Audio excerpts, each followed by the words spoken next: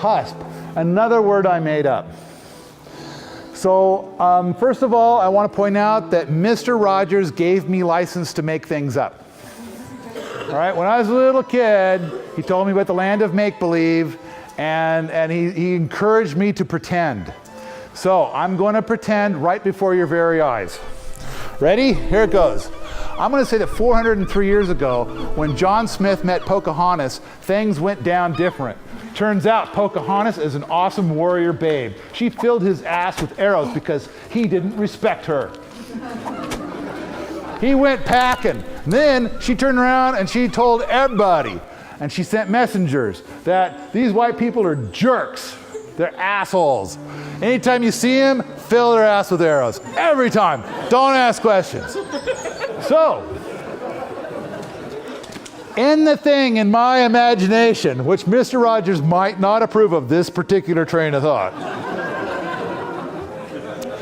but I'm going to use this license however I want, I decided that we ended up with a place that just so happens to have the exact same borderline as the United States of America, but it's called the United States of Pocahontas.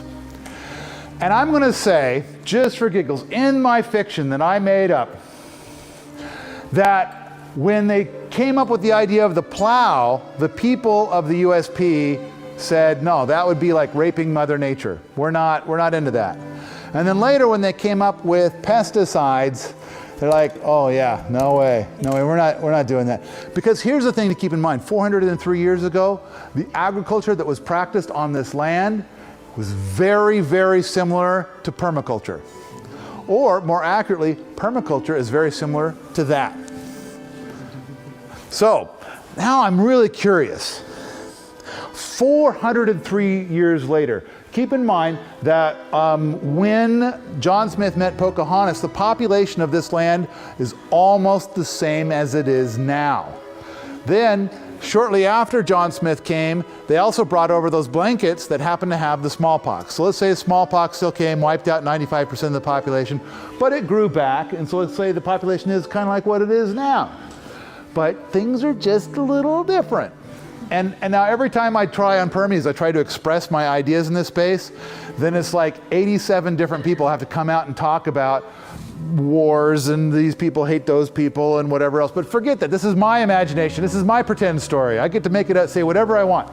So I pretend further that this land becomes a mecca for health for the rest of the world. People will come here riddled with some obnoxious disease, and while they're here, it just mysteriously goes away for whatever reason. Who knows the reason?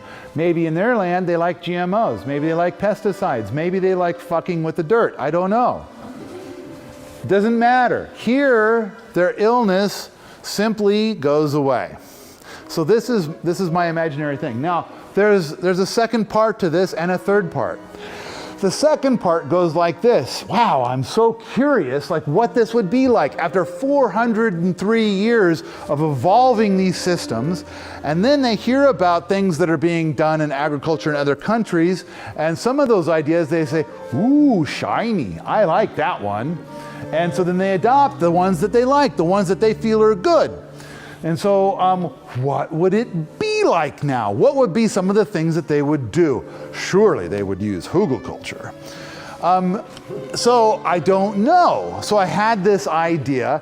I documented it thoroughly out at Permies several years ago. I actually presented it to the tribe up there, and that was weird. But the key is, like, what if we had 2,000 acres and we had 20 different artisans in seed and soil? And then some of them would have 20 acres, and some of them would have 200 acres. And then basically they would each sit down on their little plot, and then they would do what they believed was awesome. Some of them would be into biodynamics, some permaculture. Some would like only native plants, and some would be, crazy about something that we haven't come up with a name for yet or whatever. And so then 20 different artisans, and once a year they're all put on a bus and taken around to see all the rest. Now naturally, they're artisans. So each artisan looks to the other 19 artisans and say, those guys are stupid. I'm the most awesome. But on the other hand, guy number 12 had a cool thing going on, and I'm going to steal that idea and work it into my stuff now.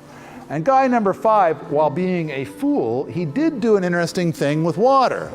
And I'm going to steal some of that. So my idea is that all of these systems would then be propelled forward like they all had jetpacks on them. And thus, maybe after merely 100 years, we would complete 400 years of growth. It's just an idea.